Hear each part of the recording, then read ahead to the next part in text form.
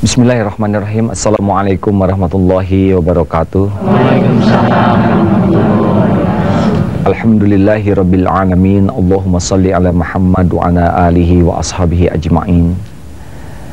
Segala puja dan puji total hanyalah milik Allah yang Maha Agung.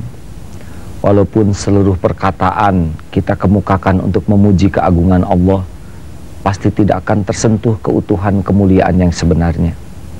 Apapun pujian yang datang kepada kita pasti adalah karena titipan Allah kepada diri kita. Setiap kali kita mengucap hamdallah, maka kita harus belajar menghilangkan diri kita, karena hanya Allah lah yang memiliki segala puja dan puji. Para pemirsa yang budiman, dalam pertemuan yang keempat ini kita akan bersama-sama mulai membahas, walaupun secara sederhana, aneka penyakit hati dan solusinya. Insya Allah kita akan bahas tentang penyakit hati yang di dalam surat Al-Hujurat ayat 12. A'udzubillahi minasyaitonirrajim. Ya ayyuhalladzina amanu jtanibu katsiran minadh-dhon.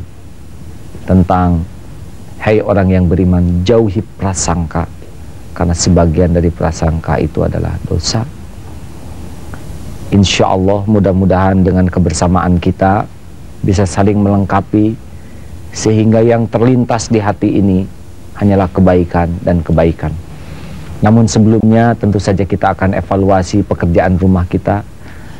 Sudah 2 PR yang kita berikan, yaitu tentang bagaimana menahan agar lisan kita tidak terlalu diobral, dan menahan supaya tidak gemar untuk menceritakan aib dan kejelekan orang lain.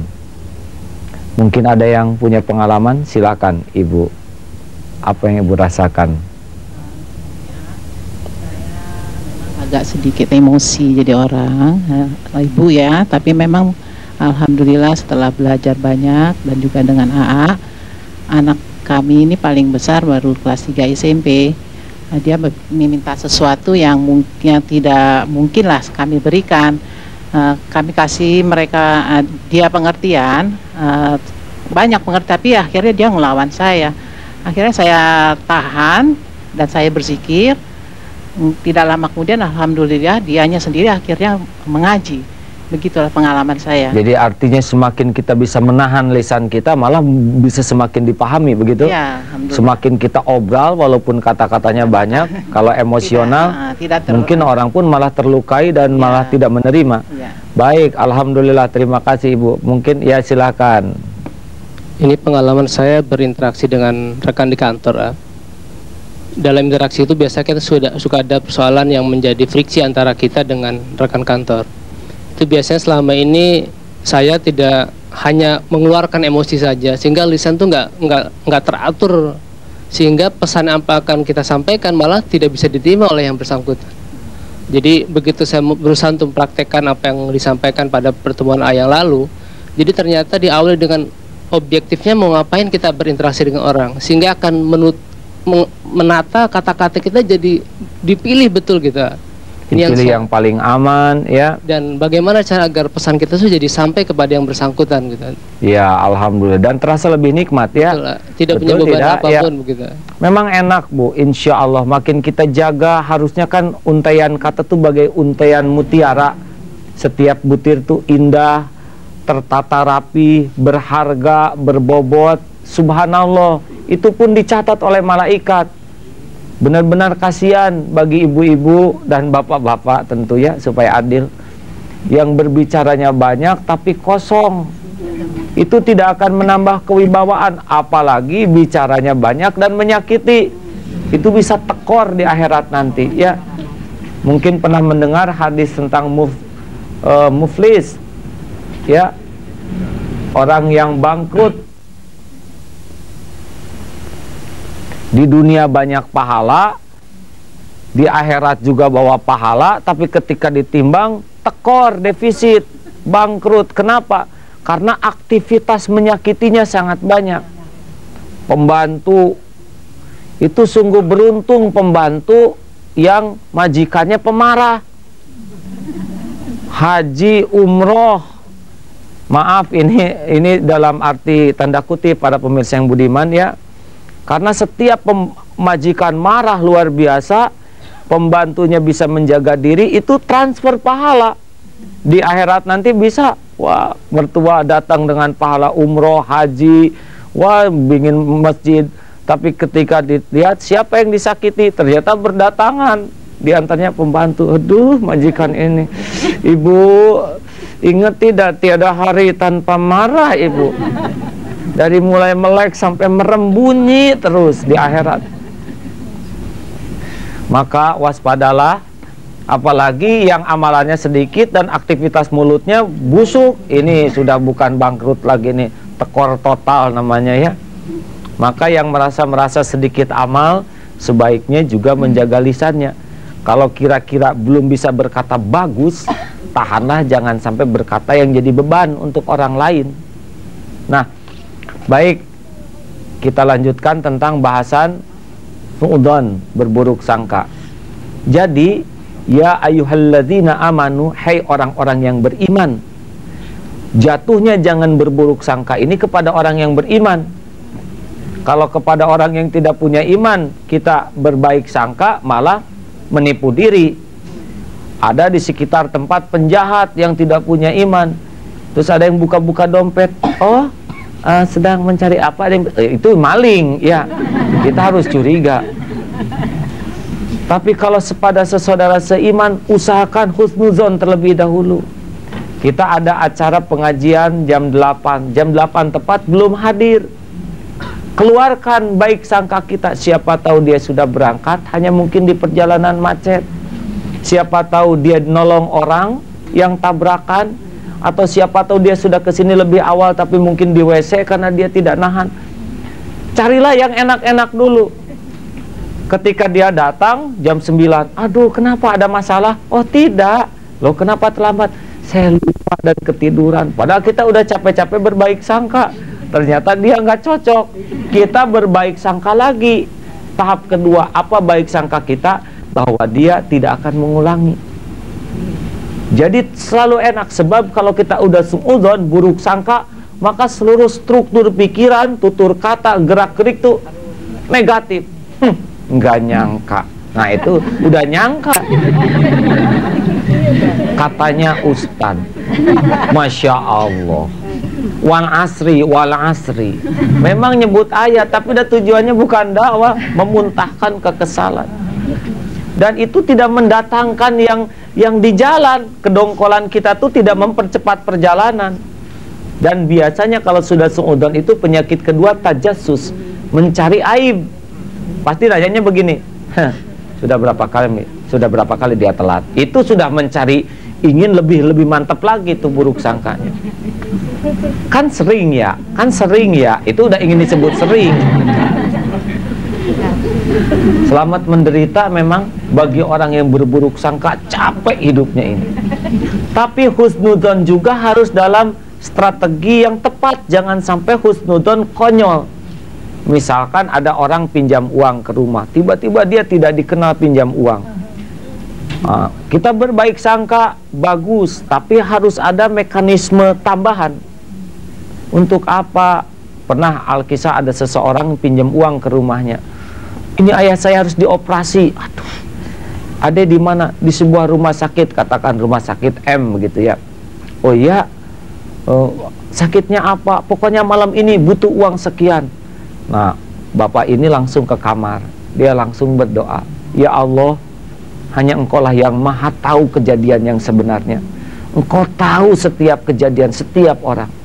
Kalau toh benar dia membutuhkan pertolongan, buat saya yakin ya Allah, dan beri saya kelapangan hati menolongnya. Jangan sampai ditahan uang ini. Kenapa? Nolong orang kan menjadi kebaikan bagi kita. Uangnya juga milik Allah. Tapi sekiranya dia berniat jahat dan zolim, tampakkan ya Allah, sehingga saya tidak menolong kezoliman. Akhirnya dia sesudah berdoa keluar lagi. Boleh dek minta tanda pengenal ya, sekedar untuk administrasi. Oh ada juga ini kartu apa ini, kartu nama punya siapa? Punya paman. Jadi nggak nyambung sama sekali.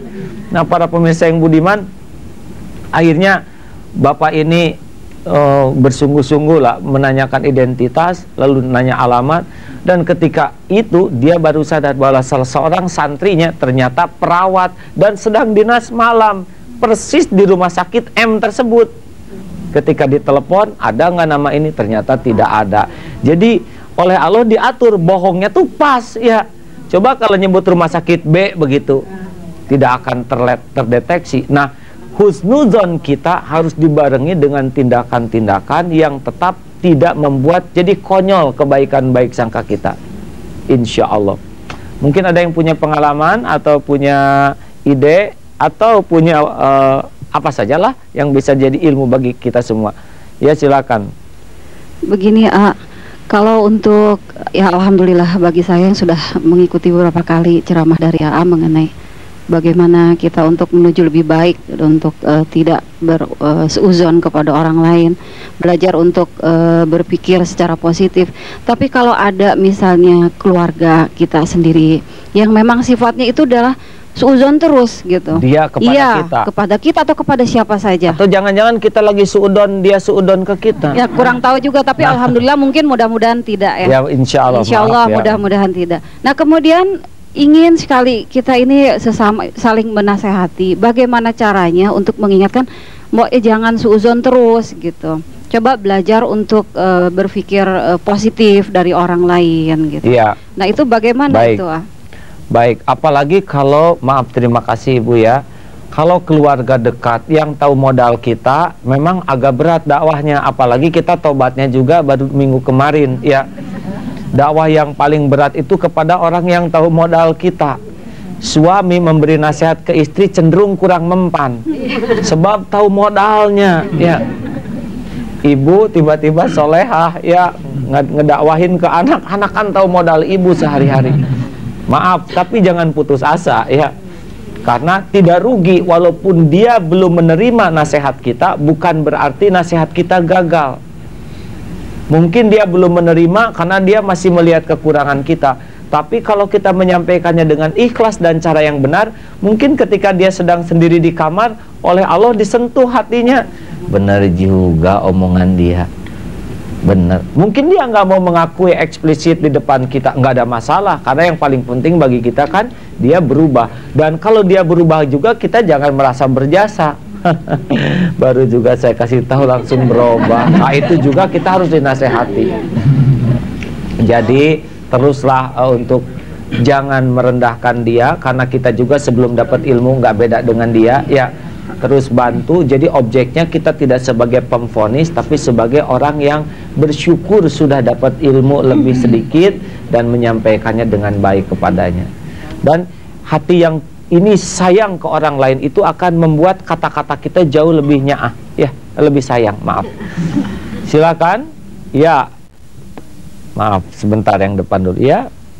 Begini ya, mungkin lebih baik apabila kita di dalam mengumpul dengan kawan-kawan, terus di situ kawan-kawan sedang membicarakan orang lain atau suudzon kepada orang lain, kita lebih baik diam atau pergi meninggalkan kawan-kawan dengan kata-kata yang halus, tutur kata yang baik agar tidak menyakiti kawan-kawan yang lainnya gitu. Gimana? Nah ini juga harus kita perhatikan kualifikasi kemampuan kita. Kan ada Bu, orang tuh yang ngobrol tuh ya, aduh nggak positif aja, yang kalau kita dengar, kita juga diam di sana tuh macam-macam. Ada yang diam ikut menikmati ya, terutama kalau yang diomonginnya orang yang kita sebelin, kita ikut manis begitu ya.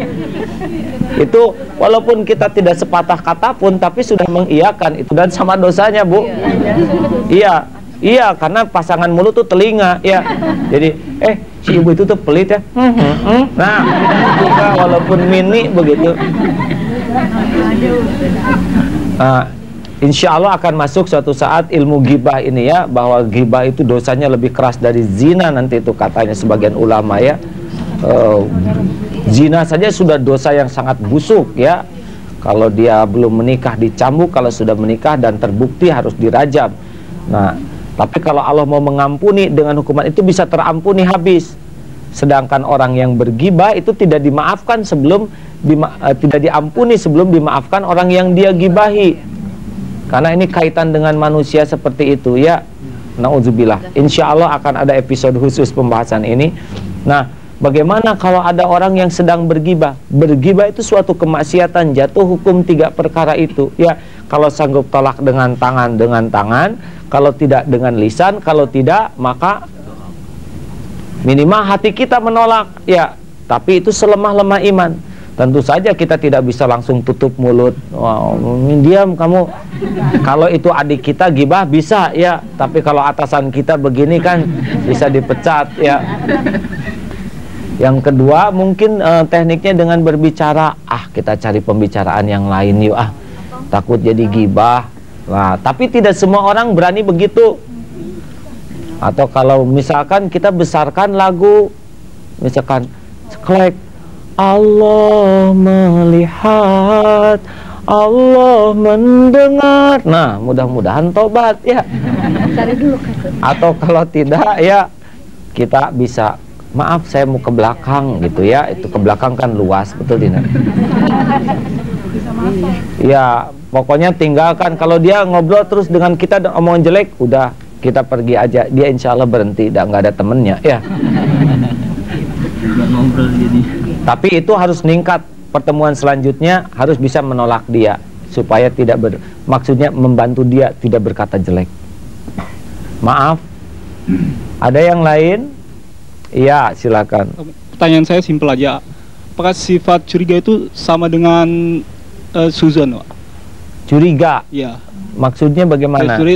Saya tuh sering seseorang minta bantuan sama saya. Saya sering di hati saya tuh nanti dia begini-gini setelah ini gitu. Sudah punya data bahwa dia sering begini atau belum? Ya sedikit, lihat dari tingkah laku gitu. Tingkah lakunya ya, sehari-hari. Benar, perilaku seseorang itu akan menjadi bahan masukan yang mempengaruhi keputusan kita. Ya, namun demikian kita harus husnudon, siapa tahu bala bantuan kita, sikap kita lah yang merubah dia menjadi lebih baik. Kita menolong orang yang pelit, itu tidak selalu jadi keburukan. Mungkin dia jadi dermawan sesudah ditolong oleh kita. Ya. Kalau dia sudah jelek dan kita tidak mau membantu dia, terus kapan dia dapat contoh yang baik? Betul kan? Jadi kalau kita udah punya data nih, orang ini akhlaknya kurang baik, maka terus saja kita berbuat kebaikan kepada dia supaya dia juga menjadi baik. Dan dia menjadi baik, berterima kasih atau tidak, itu sudah rezeki dari Allah bagi kita.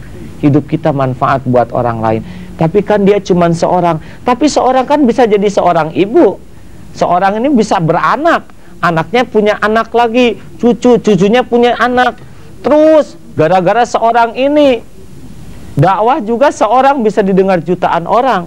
Maka jangan pernah menghilangkan kebaikan walaupun hanya kepada seorang, walaupun kepada orang yang berlumur dosa. Karena siapa tahu dengan lumuran dosanya dia tobat, dan tobatnya itu tobat nasuha yang lebih efektif daripada tobat sambal kita. Kita kan tobatnya basa-basi. Kita tuh untuk tobat aja harus ditobatin, ya. Para pemirsa yang budiman, memang seru sekali ini. Bab buruk sangka ini tampaknya harus dilatih, ya. Karena kalau ada lintasan negatif, kita lawan saja. Jangan, siapa tahu begini, ya. Cari yang positif dulu. Katanya orang yang arif itu akan mencari 1001 alasan untuk bisa memaafkan orang lain. Cari alasan yang membuat kita dalam posisi bening hati. Kalau kita lakukan semuanya ikhlas karena Allah, mudah-mudahan Allah lah yang akan memperjelas niat orang tersebut. Karena Allah Maha tahu setiap isi hati.